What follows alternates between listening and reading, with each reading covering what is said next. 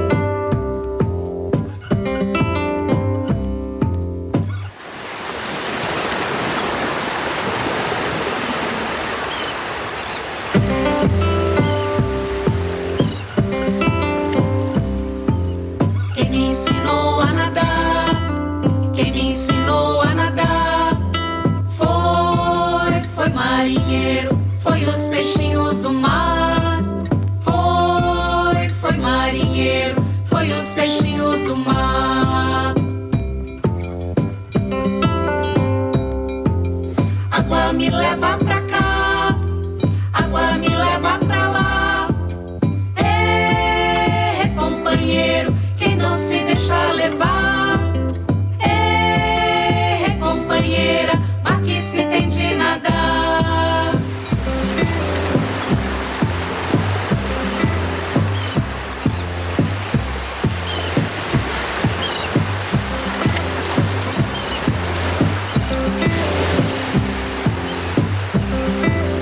Onde se encontra um lugar, peixe não pode parar. Vou marinheiro, vou lá pro fundo do mar. Vou mundo inteiro, vou que aprendi a cantar.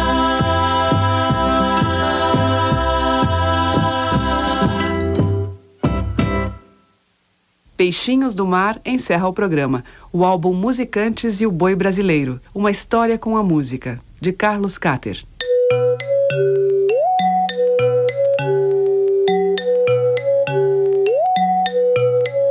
Momento crocodilo.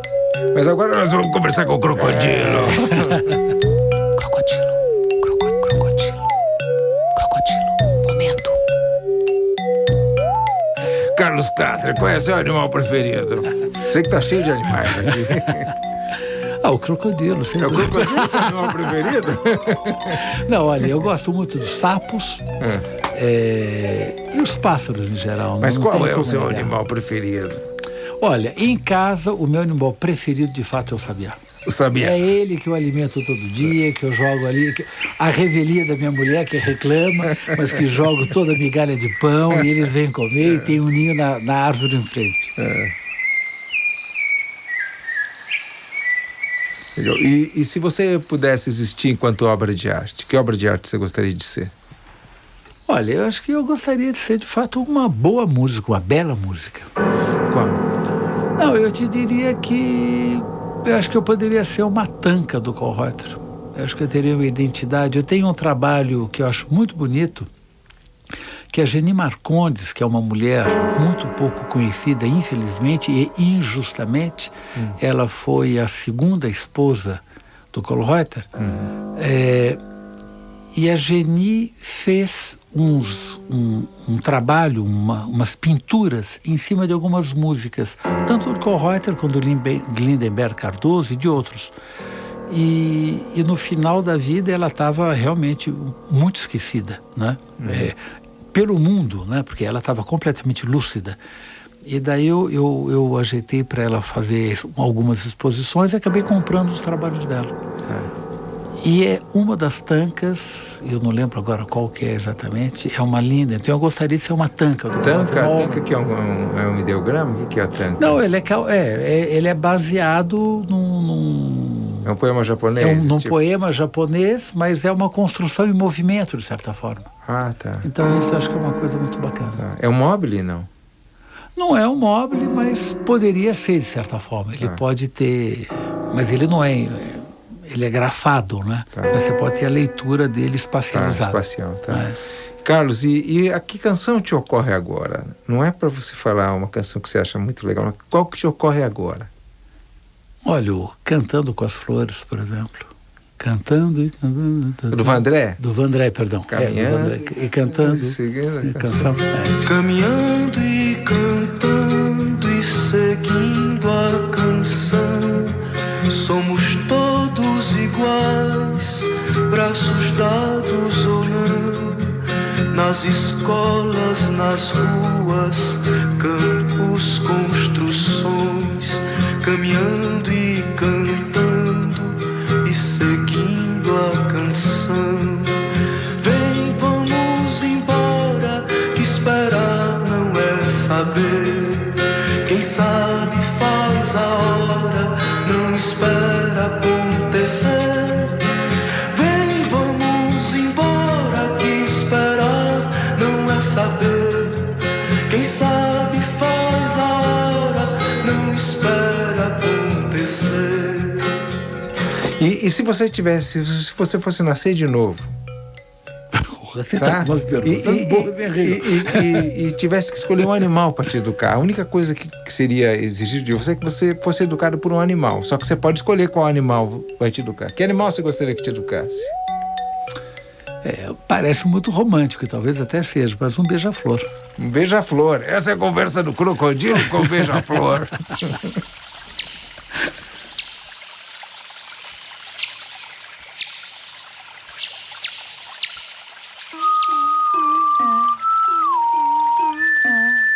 Supertônica, música acima de qualquer suspeita. Programa com Arrigo Barnabé. Produzido e editado por Júlio de Paula. Locução, Tereza Lima. Estágio em produção, Sara Caravieri. Finalização de áudio, Jonas Bissev. Um programa Cultura FM de São Paulo e Rádio Cultura Brasil. Fundação Padre Anchieta.